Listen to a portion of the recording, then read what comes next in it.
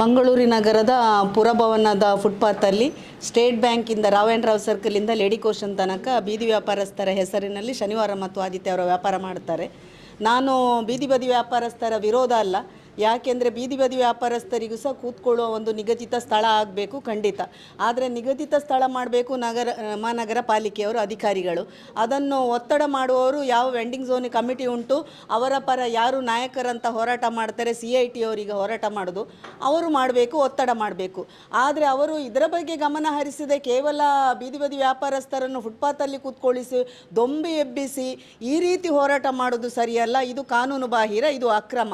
ಅದಲ್ಲದೆ ಅವರನ್ನಲ್ಲಿ ಕೂತ್ಕೊಳ್ಳಿಸುವುದು ಮಾತ್ರ, ಅವರಿಗೆ ಬೆಂಬಲ ಕೊಟ್ಟು ಪ್ರಚೋದನೆ ಮಾಡಿ ದೊಂಬಿ ಎಬ್ಬಿಸಾಗ ಮಾಡೋದ್ರ ಜೊತೆಗೆ ಅವರ ಹತ್ರ 20 ರೂಪಾಯಿ ಕಲೆಕ್ಟ್ ಮಾಡೋದು ಸಹ ಸರಿಯಲ್ಲ. ಇದು ರೆವೆನ್ಯೂ ಎಲ್ಲ ಹೋಗಬೇಕು ನಗರ ಪಾಲಿಕೆಗೆ.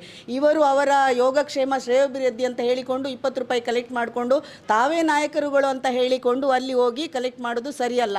ನನ್ನ ವಾದ, ಅವರಿಗೆ ಒಂದು ಕಡೆಯಿಂದ ವ್ಯವಸ್ಥೆ ಆಗಬೇಕು ಖಂಡಿತ. ಒಂದು ವೇಳೆ ಮಹಾನಗರ ಪಾಲಿಕೆ ಅಧಿಕಾರಿಗಳು ವ್ಯವಸ್ಥೆ ಮಾಡದಿದ್ದರೆ ಅವರಿಗೆ ಅವೇರ್ನೆಸ್ ಕೊಟ್ಟು ಫುಟ್ಪಾತಲ್ಲಿ ಕೂತ್ಕೊಳ್ಳಿಕ್ಕೆ ಬಾರ್ದು ಅಂತ ನಾಯಕರು ಕೊಂಡೋಗಿ ಪ್ರತಿಭಟನೆ ಮಾಡಬೇಕು. ಮಂಗಳೂರು ನಗರ ಪಾಲಿಕೆಯ ಆ ಒಂದು ಎದುರು ಅಧಿಕಾರಿಗಳ ವಿರುದ್ಧ ಪ್ರತಿಭಟನೆ ಮಾಡಬೇಕು, ಇದಕ್ಕೆ ವ್ಯವಸ್ಥೆ ಮಾಡಬೇಕು ಅಂತ. ಅದು ಆಗದಿದ್ದರೆ ಶನಿವಾರ ಆದಿತ್ಯವಾರ ಟೌನ್ ಹಾಲ್ ಮುಂದೆ ಫುಟ್ಪಾತಲ್ಲಿ ಕೂತ್ಕೊಳ್ಳಿಸಿ ವ್ಯಾಪಾರ ಮಾಡೋದಲ್ಲ, ನಗರ ಪಾಲಿಕೆ ಆರಾಮ ಉಂಟು ಆದಿತ್ಯವಾರ ಅಲ್ಲಿ ಫುಟ್ಪಾತಲ್ಲಿ ಕೊಂಡೋಗಿ ಪ್ರತಿಭಟನೆ ಮಾಡಿಸಿ, ಇದು ನನ್ನ ವಾದ.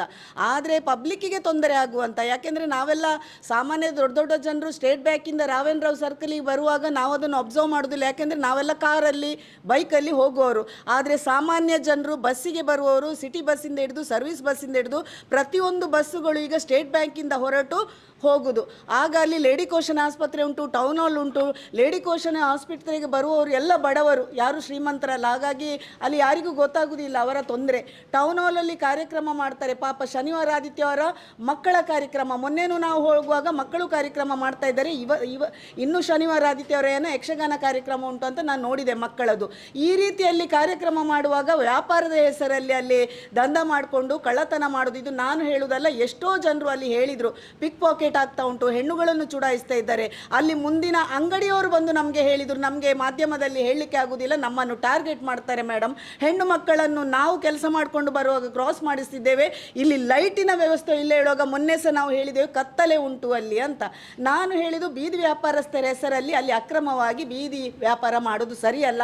ಒಂದು ವೇಳೆ ಅಧಿಕಾರಿಗಳಿಗೆ ತೆರವು ಮಾಡಲಿಕ್ಕೆ ಬರುವಾಗ ಇಂಥ ನಾಯಕರು ಅಲ್ಲಿ ದೊಂಬಿ ಎಬ್ಬಿಸುವುದಾದರೆ ಆ ನಾಯಕರ ಮೇಲೆ ಕ್ರಮ ಕೈಗೊಳ್ಳಬೇಕು, ಆ ನಾಯಕರ ಮೇಲೆ ಕೇಸ್ ಹಾಕಬೇಕು. ಇದುವರೆಗೆ ಕೇಸ್ ಹಾಕುದು ಯಾರು?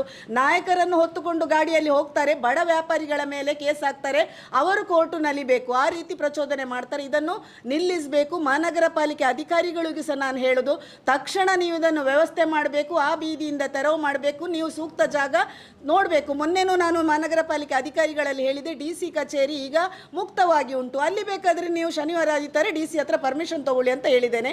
ಬೀದಿ ವ್ಯಾಪಾರಸ್ಥರ ಹೆಸರಿನಲ್ಲಿ, ಯಾಕೆಂದರೆ ಅಲ್ಲಿ ನೈಜ ಬೀದಿ ವ್ಯಾಪಾರಸ್ಥರು ಯಾವುದೇ ದೊಂಬಿ ಗಲಾಟೆಗೆ ಬರುವುದಿಲ್ಲ. ID ಇದ್ದವರು, ID ಇಲ್ಲದವರಿಗೆ, ಅಕ್ರಮವಾಗಿ ಕೂತ್ಕೊಳ್ಳುವವರಿಗೆ ಇವರು 20 ರೂಪಾಯಿ ಕಲೆಕ್ಟ್ ಮಾಡಿಕೊಂಡು ಇವರು ನಾವು ಅದನ್ನು ತೆರವು ಮಾಡಲಿಕ್ಕೆ ಬಿಡುವುದಿಲ್ಲ ಅಂತ ಹೇಳಿದರೆ ಅವರ ಮೇಲೆ ಖಂಡಿತ ಕ್ರಮ ಕೈಗೊಳ್ಳಬೇಕು. ಯಾಕೆಂದರೆ CIT ನಾಯಕರು ಅಂತ ಹೇಳುವವರು ಇವತ್ತು ನಾನು ಮುಕ್ತವಾಗಿ ಹೆಸರು ಹೇಳ್ತೇನೆ, ಅದರಲ್ಲಿ ಇಮ್ತಿಯಾಜ್ ಮತ್ತು ಸುನಿಲ್ ಬಜಾಲ್ರವರು ಇಬ್ಬರು ಇವರನ್ನು ಅಲ್ಲಿ ಫುಟ್ಪಾತಲ್ಲಿ ಕೂತ್ಕೊಳ್ಳಿಸಿ, ಅಕ್ರಮವಾಗಿ ಕೂತ್ಕೊಳ್ಳಿಸಿ 20 ರೂಪಾಯಿ ಕಲೆಕ್ಟ್ ಮಾಡುವುದರ ಜೊತೆಗೆ ಅವರಿಗೆ ಪ್ರಚೋದನೆ ಮಾಡಿ ಜನರಿಗೆ ತೊಂದರೆ ಕೊಡೋದು. ನಾಳೆ ಏನಾದರೂ ಅಲ್ಲಿಂದ ಬಸ್ ಹೋಗುವಾಗ ಫುಟ್ಪಾತಲ್ಲಿ ಇವರು ಕೂತಿದ್ದಾಗ ಜನರು ಮಾರ್ಗದಲ್ಲಿ ನಡ್ಕೊಂಡು ಹೋಗುವಾಗ ಆ ಬಸ್ ಆಕ್ಸಿಡೆಂಟಲ್ಲಿ ಸತ್ತರೆ ಯಾರು ಹೊಣೆ? ತುಂಬ ಸತ್ತಿದಾರಂತ ಹೇಳಿದ್ದಾರೆ, ಯಾರು ಹೊಣೆ ಅಂತ ನಾನೀಗ ಪ್ರಶ್ನೆ ಕೇಳೋದು.